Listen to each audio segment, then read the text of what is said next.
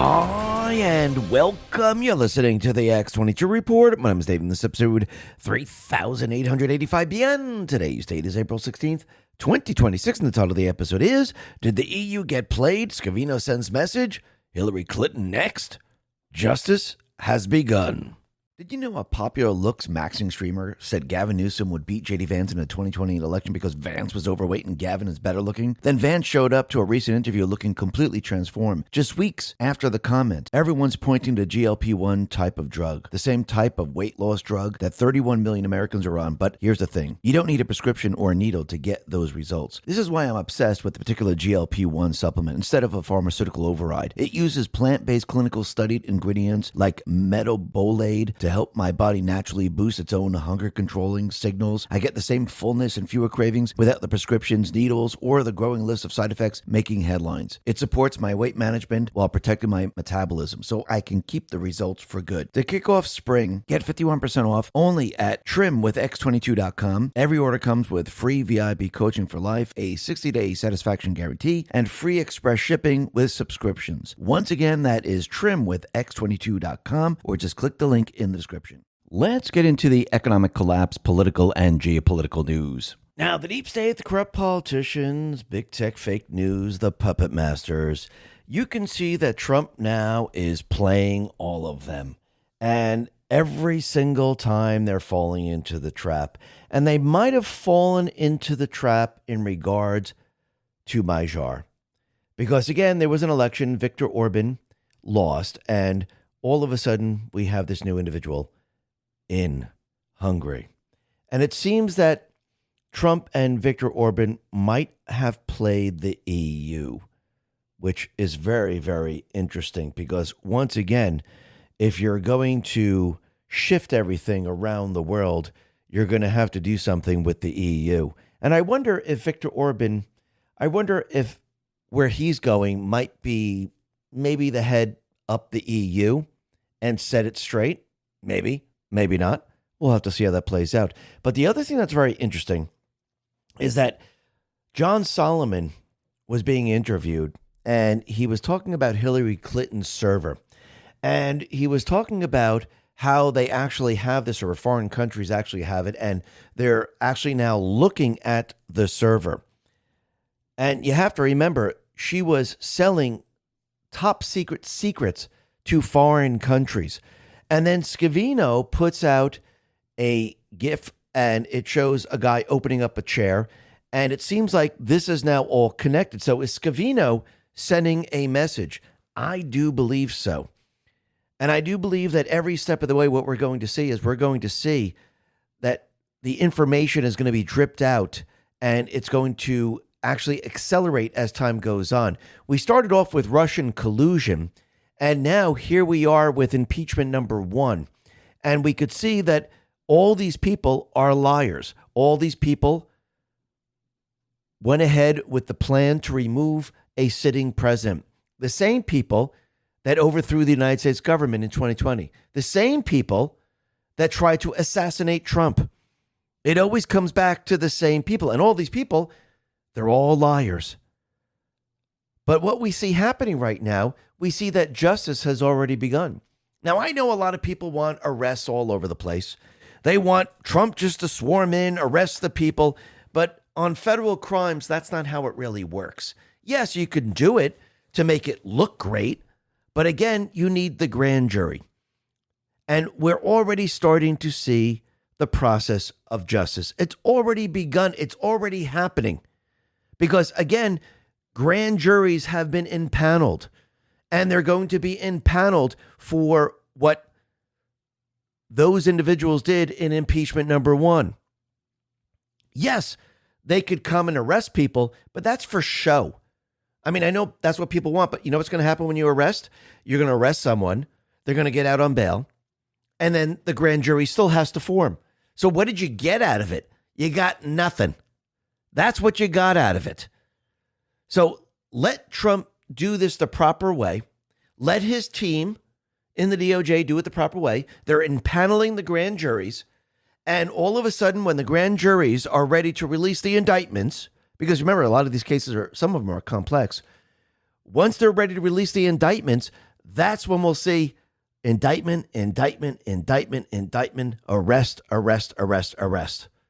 And yes, these people will have their day in court. And I do believe this is what Trump is building up to, because every time these cases are referred to the DOJ, what happens? The DOJ then impanels a grand jury. They have the evidence. It just happened with Tulsi Gabbard. And this is going to happen with impeachment number 2. It's going to happen with the 2020 election. It's going to happen with the 2022 election. It's going to happen with what they did when Trump was running for president, the assassination and everything else. We're going to see all of this play out over time. And we're going to have tons of grand juries impaneled, and they'll be looking at every single one of these cases. And this is how justice is served. And that is where all of this is headed. So just because you don't see someone walking with handcuffs and being brought downtown doesn't mean justice isn't happening. You see, we saw this with the deep state players. They went ahead and they went to Roger Stone's house. They dragged him out.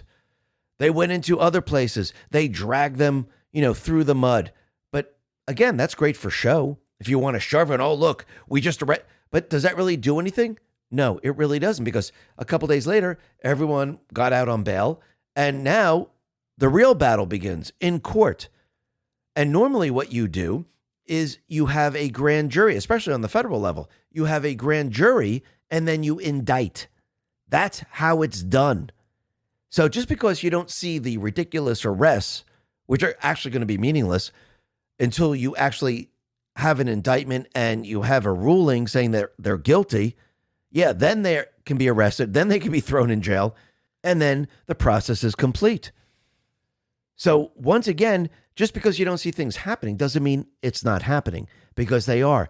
Every time you see a referral, every time you see the DOJ get this information, they're impaneling a grand jury. Right now, you can see Brendan's in trouble, Clapper's in trouble, Comey's in trouble. They're all in trouble. The whistleblowers are in trouble. Soon, Adam Schiff is going to be in trouble. Soon, Hillary Clinton, Obama. Yes, all of these people are going to be in trouble. Because again, every time the information comes out, you say, hey, look, there's no arrest. But again, it's referred to the DOJ. The DOJ then impanels a grand jury. They look through all the information. Then they either indict or they don't indict. And I think most of these people, I think the majority, 99.99% of these people are going to be indicted. So justice has already begun. And it's going to continue to happen as time goes on, because Trump is going to continually release the information slowly but surely. And we're going to see more and more of these people feel the pain. Because once again, when your name's out there, when everyone knows what you did and you know there's a grand jury, all you're feeling is pain every step of the way. Yeah, Comey might be fighting his first set of charges, but the actual grand jury with the real charges, those are coming.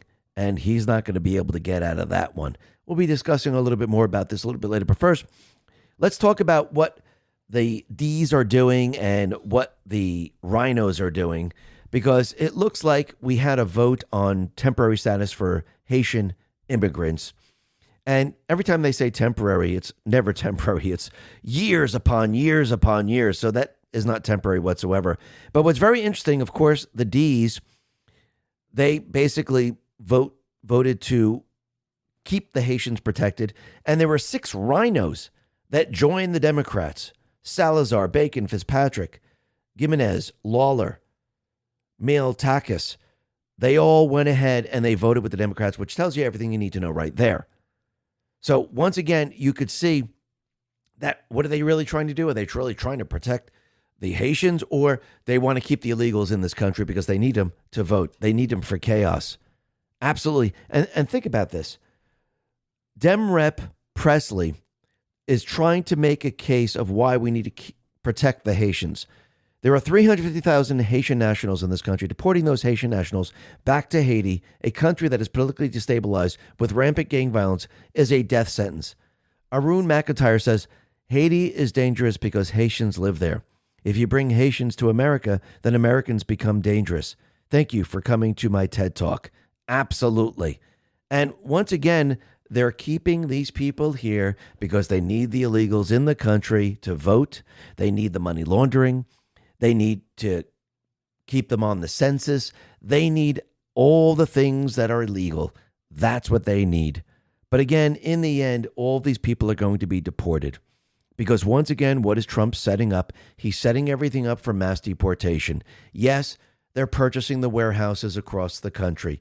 Yes, we have Nome now working with other governments in Central America, South America. So the deportation goes very, very smoothly. And if you're going to round all these people up, you might as well wait for the deep state players to use all these people, which we all know is coming. And why not just let them all funnel into the middle of the streets in all the different cities and all the different sanctuary cities and make it a lot easier for ICE and everyone else just to round them up and send them off. This is why they're building the warehouses, because when they get them, they need a place to hold them and then to transport them down to their country. So this is what Trump and team is planning to do. And you can see that all the pieces now are coming together, just like the pieces are all coming together to dismantle and shut down the entire deep state system. And what's very interesting is that the French police, they tried to get into the palace and basically in France, and they were denied entrance by the presidency staff invoking Macron's immunity. Awaken Outlaw says, if you haven't connected the dots, the whole globalist deep state cabal is going down piece by piece. And think about it. The deep state players, they lost their proxy army in Iran. They lost control of the entire system. Remember, their entire plan was to go green, was to shift everything to China. Now, they can't do that. It's completely and utterly falling apart, and they're angry. Because you have to remember, they're part of the criminal syndicate. But it looks like Trump and team, they might have played a fast one on the EU, on the deep state players. Remember when Ursula von der Leyen, Hillary Clinton, Gavin Newsom all came out and said, yay, democracy won. We have Peter Major. He's now leading Hungary. I wonder if Viktor Orban and President Trump actually worked together to actually trick the deep state players. Captain Kyle put this out and said, Peter is a Hungarian lawyer, former diplomat, a politician who has just become Hungary's prime minister-elect after leading his center-right TISA party to a landslide victory in the parliamentary election on April 12, 2026. His party secured a supermajority, around 136 to 138 of 199 seats, ending Viktor Orban's 16-year rule. Relationship to Viktor Orban, Magyar was once a close insider in Orban's party and government. He joined his party around 2002 as a younger lawyer. He held various roles in the Orban administration, including positions in the Ministry of Foreign Affairs and Hungary's EU representation in Brussels. As a teen, he even idolized the young Orban and had his photo on his bedroom wall during Hungary's post-communist transition. Magyar was widely seen as a loyal Orban regime insider until early 2024. He broke ranks with Orban. He publicly criticized corruption and the inner workings of the system, resigned from his party, and took over the small TISA party. In just 2 years, he transformed it into the main opposition force, winning big in the 2024 European election before defeating Orban in 2026. Now, read this post I just came across this morning. The rumors I've been telling you about for the past 2 years are starting to take shape and are becoming more clear. If you've been following me since Sunday, everything about this Hungarian election is mysterious. The rumor that is growing, according to information from the Serbian intelligence sources, the real objective behind Viktor Orban's defeat is to allow him to become the Trojan horse that Donald Trump wants to place at the heart of the European Union. The American president would like the former Hungarian prime minister to be the next candidate for president of the European Commission, a position currently held by Ursula von der Leyen. Her majority is becoming increasingly fragile. She has already survived a motion of censure, a clear sign of deep fracture within the EU institutions. Trump has more than one trick up his sleeve to discredit von der Leyen. Among the most serious is the one linked to the FISA affair. In addition to deleting several text messages and exchanged with Pfizer CEO Albert Bourla, Ursula is said to have benefited from a huge bribe of $760 million, disguised as commission paid by the pharmaceutical multinational to her husband, Heiko. He was providentially hired by a company called Orgenesis, which itself is linked to Pfizer. This is probably the largest bribe in European history, but the only journalist who revealed it, Romanian Andrean, lost his job because of it. Meanwhile, his other colleagues in the mainstream media are too busy accusing Moscow and Budapest of corruption to look under the Brussels carpet, where bribes and hidden commissions for various commissioners are rampant. The Pfizer affair is not, however, the only weapon available to Trump and Orban. The former Hungarian prime minister himself has compiled a substantial dossier on all the serious financial irregularities involving Ursula von der Leyen and presented it to the European Parliament last August, obviously without the press reporting on it. Orban focused in particular on the enormous sum from the Cohesion Fund, which amounted to 392 billion euros, of which 2 billion ended up at the former von der Leyen University. So when you look at this, you could see that something is going on. And the European Union wanted Magyar to agree to 27 different conditions. They wanted him to fulfill it. He fulfilled only 4. The others, he said, are off limits. So strengthening anti-corruption measures, restoring independence to investigate authorities' judicial system, restoring press freedom, government funds will stop, restoring freedom in the academic environment, everything else will be protected. Awaken Outlaw says, the likes of Hillary Clinton, Alex Soros, and Ursula von der Leyen were cheering his victory yesterday, thinking they got their guy, and now the EU's crappy agenda would be willingly foisted onto Hungary's back, such as flooding their country with third world migrants. Then their chairs were pulled out from beneath them. You didn't think that one of Trump's most vocal international supporters and personal friend was incapable of plotting this all out ahead of time with him? Did you? 100%. This was Trump working with Viktor Orban, and the two of them pulled the old bait and switch maneuver on them. Next up, Orban to replace Ursula von der Leyen and lead the EU. Let's see if that turns out to be true, because it seemed kind of odd that this person came out of nowhere and fit the exact person that the EU needed. So did Trump and Orban, did they hand this to the EU? And did they just play a fast one on them? It's starting to seem that way, which is very, very interesting. But let's see how this all plays out in the end. Now, the other thing that we could see is that since we're in a ceasefire with Iran, and yes, we completely and utterly control the Strait of Hormuz, actually, Pete Hegseth even confirms that now. And I do believe that Trump and Hegseth, they had complete and utter control before.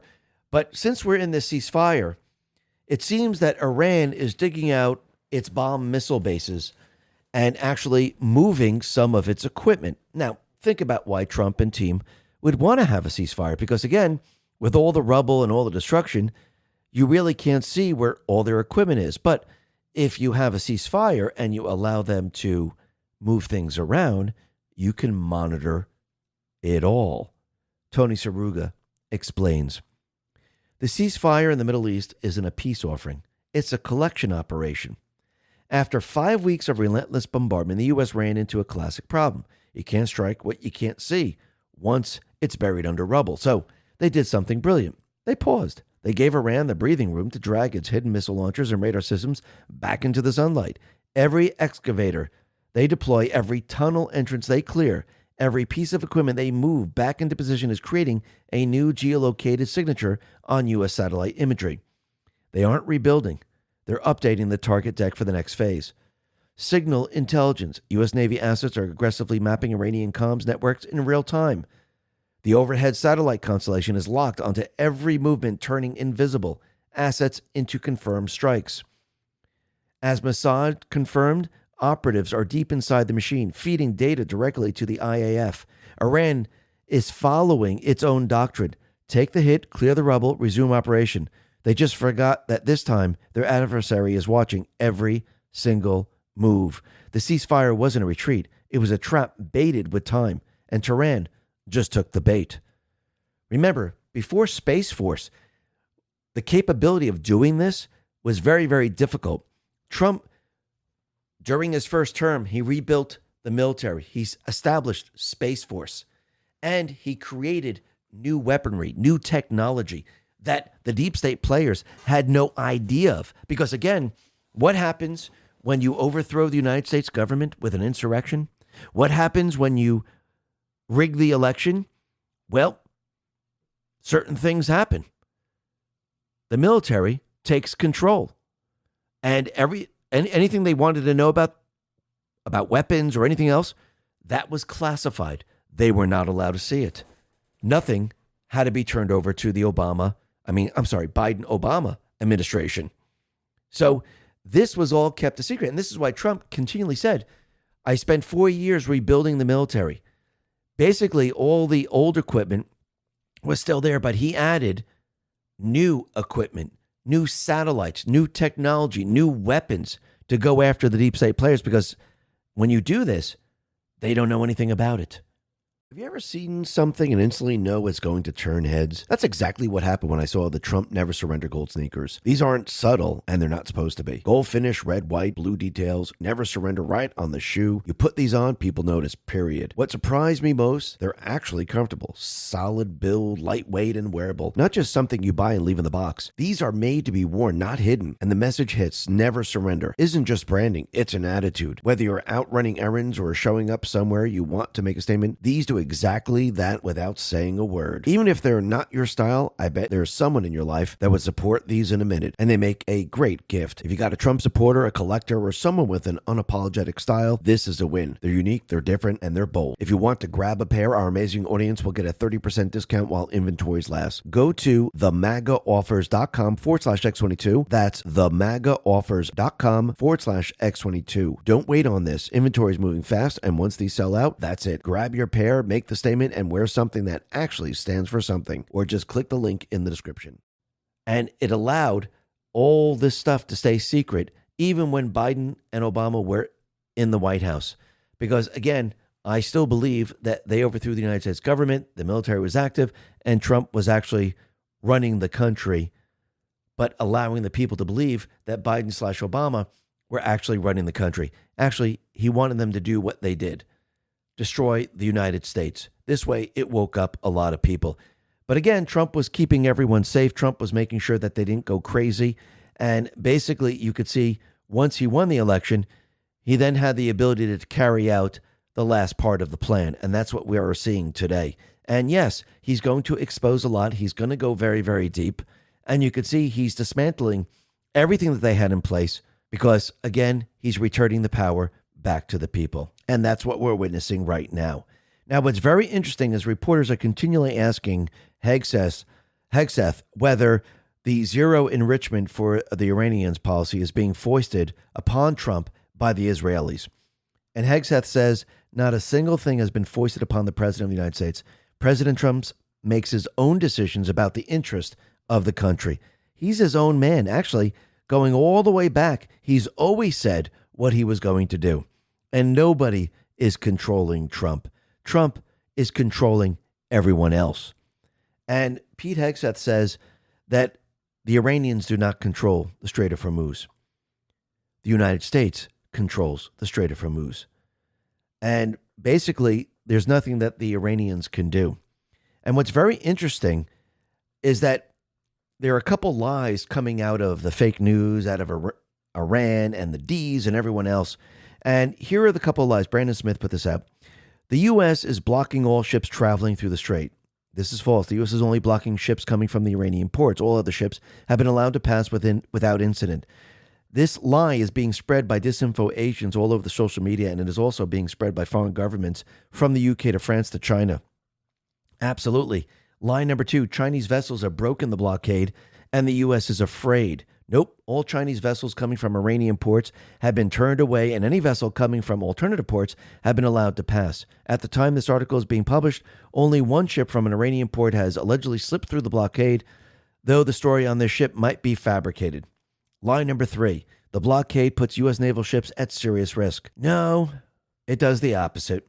U.S. ships have no need to traverse the narrow Hormuz to blockade it. All they have to do is wait outside it and turn back. That's all they have to do. They got to turn back the ships, all the different tankers and everything else. No mines, no missiles, no drones, no tiny attack boats. Nothing Iran has the ability to deploy has much of a chance of harming the U.S. Navy. In fact, reports indicate ships like the USS Abraham Lincoln have already been targeted hundreds of times by Iran with no damage taken. Lie 4. Iran is used to sanctions and can hold out longer than the U.S. No, they can't. Only 7% of energy exports going to the U.S. travel through Hormuz. Iran's entire economy hangs by a thin thread, and the thread is oil exports to countries like China or Vietnam and many other. Lie number 5. Iran has alternative ways to bypass the blockade. No, they don't. Overland routes without ample pipelines are no substitute for the ease of oil tanker shipments. Even if they did have such pipelines, those lines would be easily destroyed. Line number 6, the Chinese will intervene and force the strait to reopen.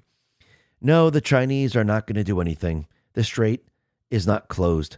Only Iranian ports are closed. Furthermore, China has stayed away from direct intervention in the Hormuz because they simply don't have the naval capacity to square off with the U.S., even if they wanted to.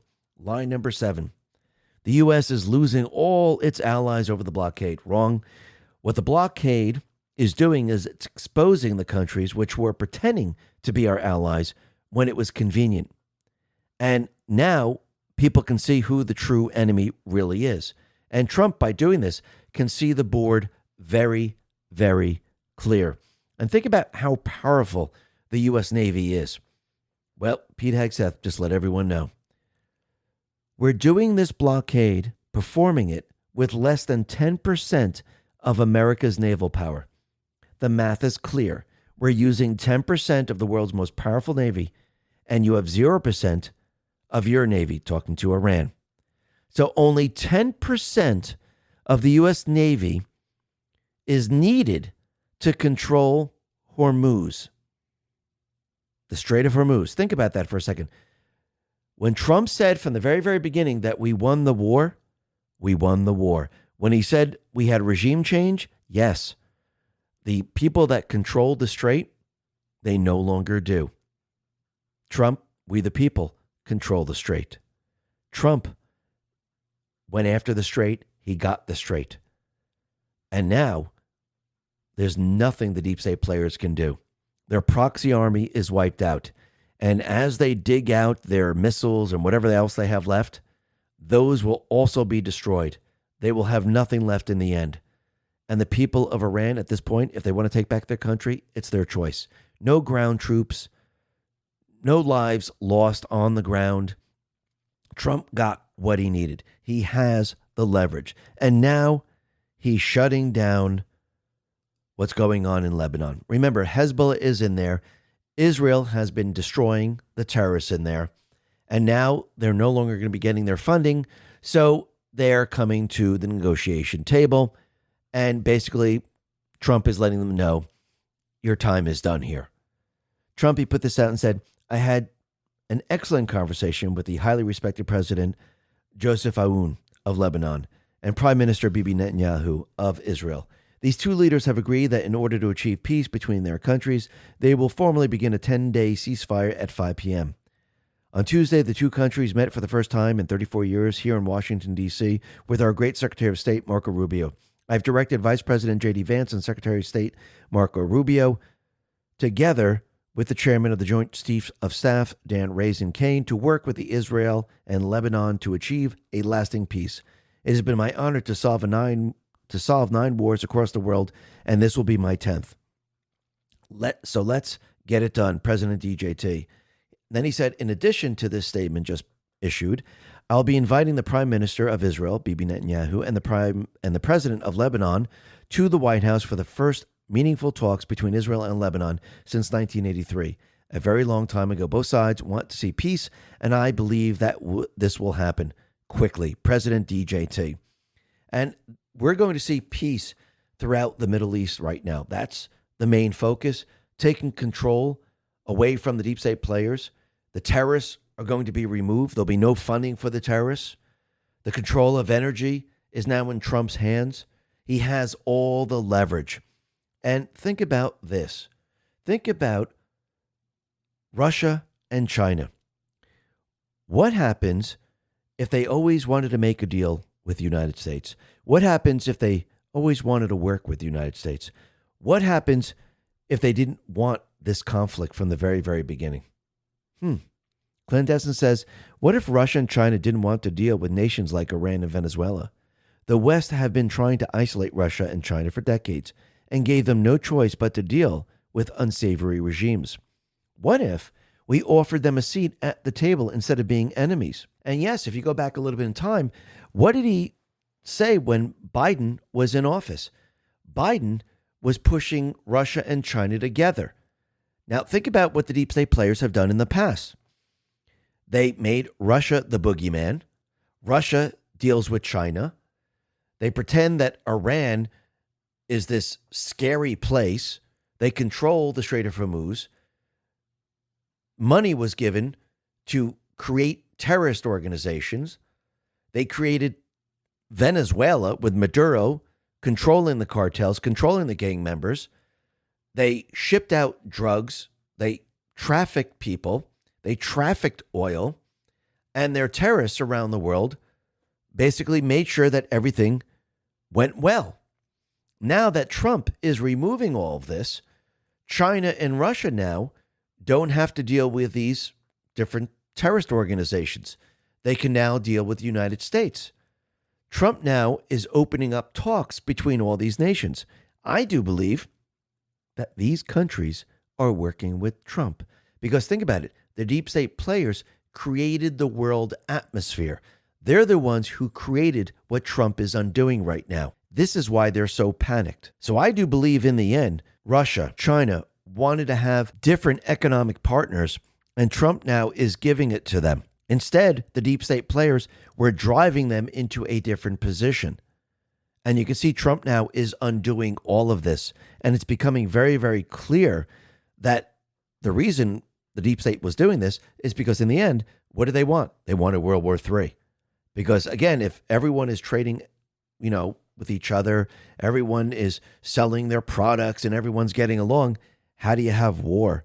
How do you have a boogeyman? How do you keep fear going? You don't.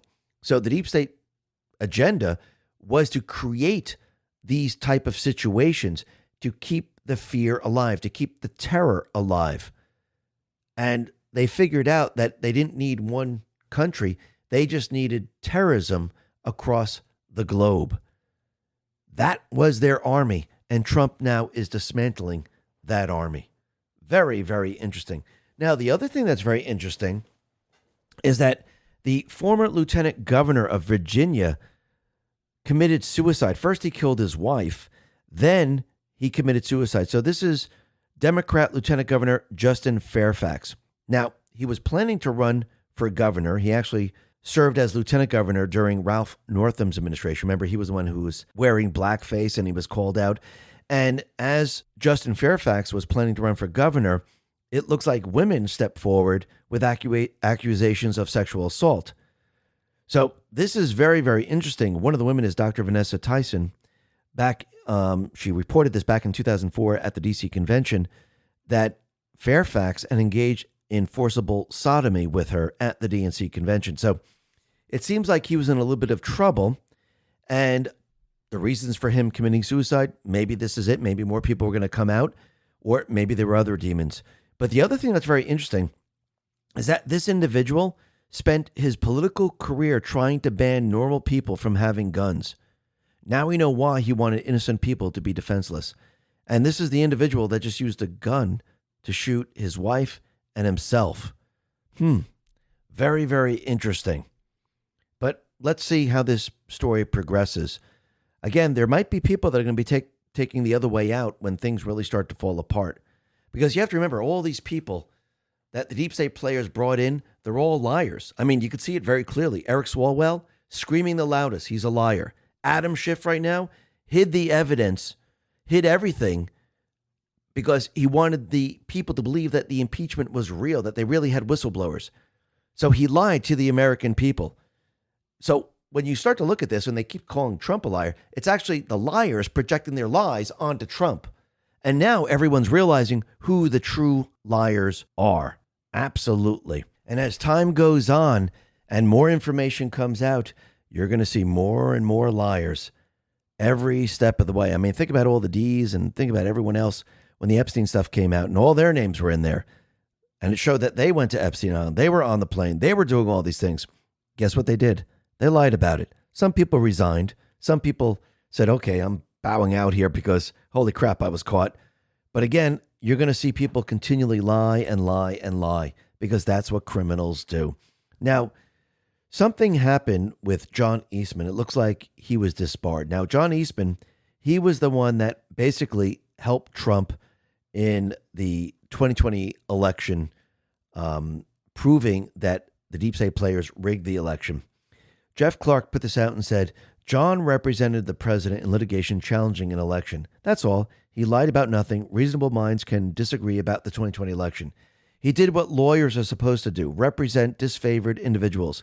And make no mistake, the elites, especially in bar apparatuses, disfavor and hate President Trump and anyone associated with him with a burning passion.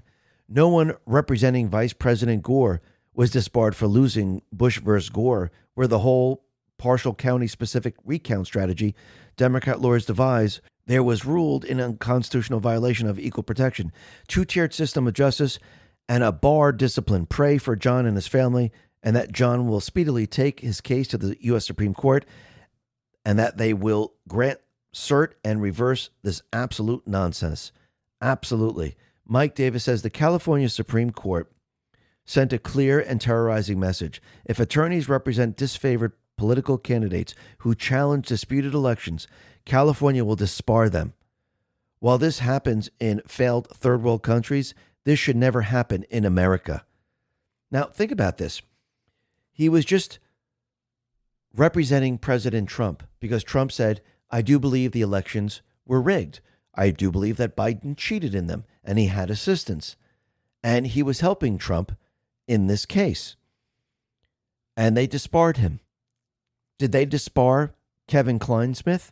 Remember him? He was the one that actually went into an email, changed the email to get a FISA warrant. No, he was not disbarred. He fabricated evidence to lie to the FISA court, and he was not disbarred. He's free to practice law today. He had a short suspension, but he can continue practicing law. So let me say, he actually committed a crime, and John did nothing. Does that make any sense? That should tell you everything you need to know right there. But you can see that DNI Tulsi Gabbard, she has now sent criminal referrals for ICIG Michael Atkinson and CIA analyst Eric Chermella. And these people are being referred to the DOJ. And Last Refuge says, don't forget, Michael Atkinson turned the Chermella complaint into a criminal referral, a criminal complaint, then submitted it to the U.S. Department of Justice. He might be regretting that about now. Absolutely. And the complaint is abuse of government position, manufacturing evidence for legislative procedure, conspiracy to conduct fraud, lying to federal investigators, falsifying information to manufacture a criminal complaint. It'll be interesting to see where all of this goes. Now, I know a lot of people are like, hey, we must have arrests now. Let's have arrests. Let's do all of this. Let's just put him in jail. Well, again, these are federal crimes. And does it make any sense to arrest someone? Most likely not. So let's go over this. DOJ files a complaint, an affidavit showing probable cause. Magistrate judge issues an arrest warrant. Person is arrested or surrenders. Then must be taken before a judge within 48 to 72 hours. Grand jury still has to indict within 21 to 31 days if it's a felony, or the case dies. This is faster, but very public and disruptive right away. Grand jury path is a little bit different. This is more of the normal path. Prosecutors present evidence in secret to a grand jury. Grand jury votes to indict or not. Only after indictment does the court issue an arrest warrant or the person is allowed to self-surrender. And I do believe most likely this is the way Trump is handling everything, where they're not going around just because it's referred to the DOJ to arrest everyone, because that's kind of ridiculous. Yes, it looks good on TV. It looks good out in the public, but it makes no sense whatsoever. Because, again, you might as well do it the right way. You get a stronger investigation. A grand jury gives prosecutors subpoena power to force witnesses and documents without tipping everyone off. An early arrest would immediately trigger defense lawyers, media frenzy, and possible evidence spoliation claims. Political optics matter a lot. This is already radioactive. Arresting someone first looks like a raid or a political payback. Grand jury first looks more deliberate and by the book, exactly what a DOJ would want in a high-profile case involving allegations of misconduct by prior administration officials. In almost every single federal case involving false statements, perjury, or official misconduct by nonviolent defendants, prosecutors use the grand jury route. Arrest first is far more common in drug, gun, gang cases where immediate custody is needed. So I do believe Trump is following the procedures, and this way there's nothing they can do because, again, you don't want them to understand what's really going on. And these things happen in the background. They can subpoena, they can get the evidence, and it makes it for a much quieter process to actually indict these people and then actually have a jury, and then basically they're done for. And I do believe this is what Trump is doing to all these people. Every time it's referred to the DOJ, everyone goes, nothing's being done. Yes, grand juries are being impaneled. Yes, they're looking at the evidence. Depending on how difficult and how structured the case is, it might take a little bit longer than everyone might want it to, because, again, some of these things are complex to what they have done here, especially with Russian collusion, with the impeachments, with the rigging of the elections. But I think when you see all of this happen, Comey, Letitia James, Brennan, Clapper, I think Hillary is up next. You see Charmella, you see Atkinson. You're going to see a lot more people. I think we have a lot of grand juries now that are impaneled, and they're looking at a lot of this information. And I wouldn't be surprised if you see all of a sudden indictment come out a lot later. I think the timing is going to be absolutely perfect. And I do believe that we will see this. Now, why did I say that Hillary Clinton might be next? Well, it seems that Hannity was interviewing John Solomon, and they said something very, very interesting. Stormers or I put this out and said, remember those private email servers that Hillary Clinton wiped back in the day? Well, Sean Hannity and John Solomon are reporting that their sources say we might have copies of them through foreign power. Hannity said, my understanding, my sources tell me that those servers, copies of them exist and that we may have them. Any truth to that? Solomon says, yeah, they're looking at a foreign power that may have them because it was looking at a hacker back in the time when Hillary had the server, may have recovered the server. Now they're still validating them. But that is one of the operations that is going on in the intelligence community right now. What they're looking at for are the emails that were erased. A lot of those are believed to be potentially be about the Clinton Foundation, about the gift that was going on there. And if those do get recovered, they can contribute to an ongoing criminal investigation about pay-to-play politics in the Obama era. Nothing is ever truly deleted. Now, think about it. There could be other foreign entities, maybe China. Maybe China has something. Maybe Julian Assange. Maybe he has certain information that he kept hiding. Think about it. Let's see how this all plays out. But I do believe that most likely this is up next because Dan Scavino put out something very, very interesting.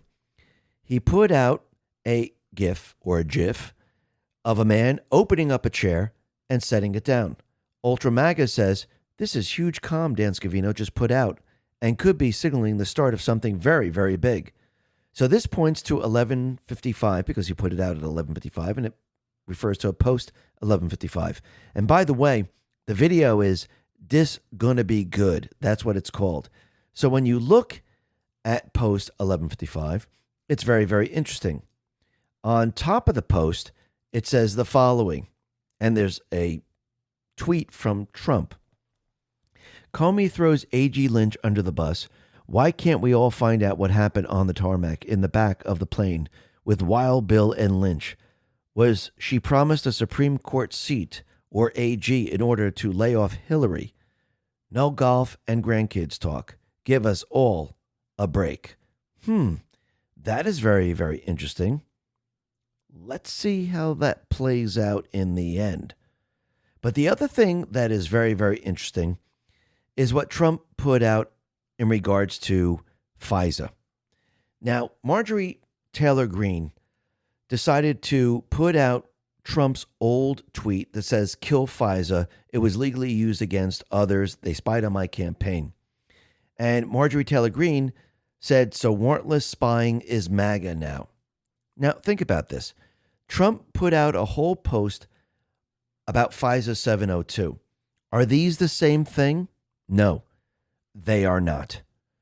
So the FISA used to spy on Trump's 2016 campaign, Carter Page warrants, and the FISA Trump is now pushing for clean extension of Section 702 are two fundamentally different provisions of the Foreign Intelligence Surveillance Act. They target different people, use different legal standards, and raise different privacy concerns.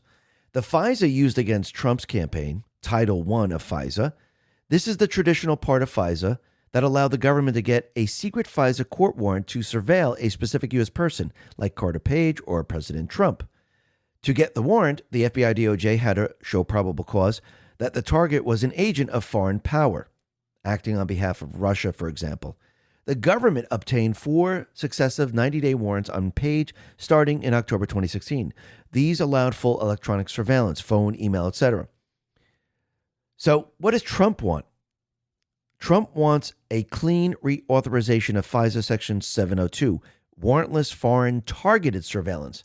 Section 702 is completely different authority under Title VII of FISA. It allows the government, NSA, FBI, CIA, etc., to collect communications from non-U.S. persons reasonably believed to be outside of the U.S. for foreign intelligence purpose. Terrorism, espionage, weapons proliferation, etc. No individualized warrants are needed for the foreign targets. The FISA court approves broad annual certifications and procedures, not specific people. Collections happen mainly through U.S. tech companies or by tapping internet backbone cables. The controversy is that Americans' communications are often incidentally collected when they talk, text, email with foreign targets. The government can later search that database using an American's name, email, phone number, currently without a warrant in most cases. This is what privacy advocates call the backdoor search loophole. But again, Trump wants it clean. So once again, it's not exactly the same thing. And yes, do we need to listen in on foreign people? And if you have good people in place following the law, not lying to a FISA judge, it's very, very different. So Trump and his administration now draw a sharp line between the two, saying the first was the problem and the second is a necessary tool that has been reformed since 2018. So yes, if you have good people monitoring this and following the rule of law and you don't have the criminals doing it, there's no problem. And think about it. Marjorie Taylor Greene continually is now pushing the idea that Trump needs to be removed via the 25th Amendment. And she's continually attacking Trump. Now, why is she screaming so loud? I mean, I remember when all these people that are screaming loud, they had the most to lose. So did she do something?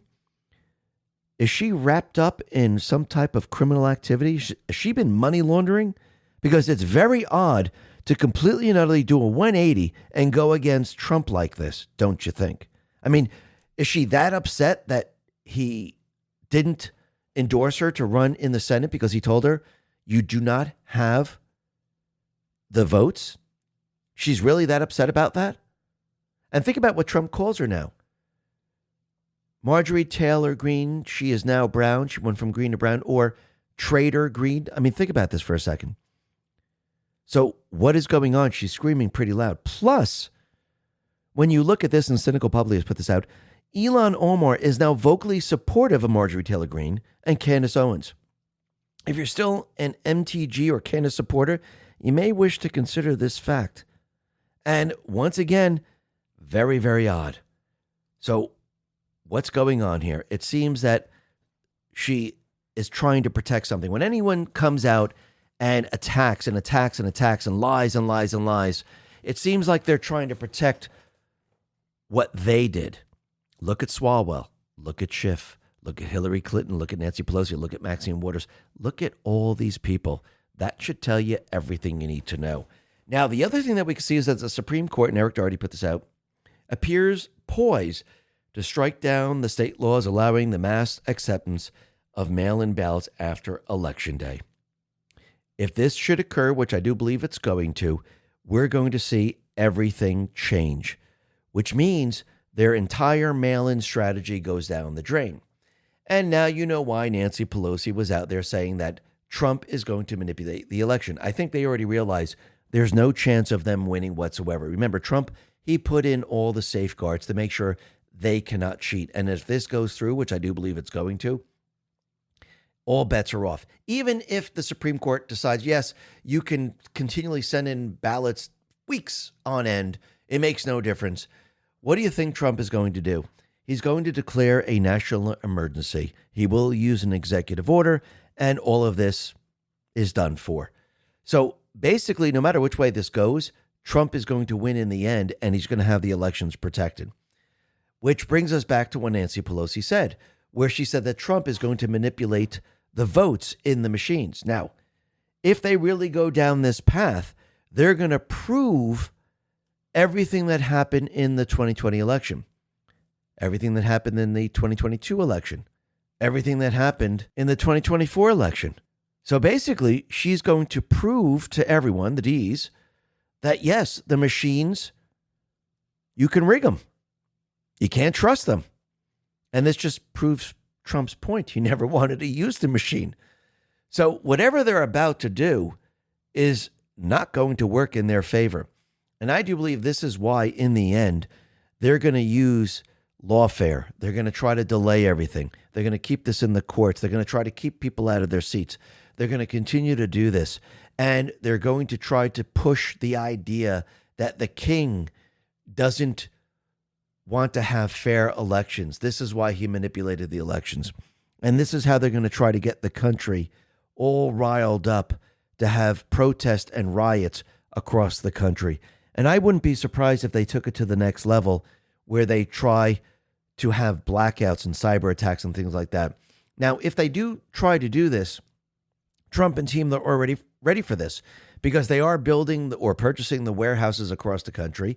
We have Kristi Noem now coordinating with Central America, South America. And actually, if they decide to bring the illegals out into the street, Antifa onto the street, we already know that Trump is prepared and ready to use the National Guard and the Marines to round them all up. So what they're doing is not going to work in the end. Trump has already shown the people that, yes, the military can work with the National Guard, and he's getting prepared and ready for all of this. The deep state, in the end, is going to lose, and we're already seeing justice happen. Soon, we're going to see the outcome of all these empaneled grand juries. And I think people are going to be very, very happy. Why? Because the Patriots are in control. Listen, everyone, thanks a lot for listening. Be well, be safe, and I'm supposed to be prepared. Thanks a lot.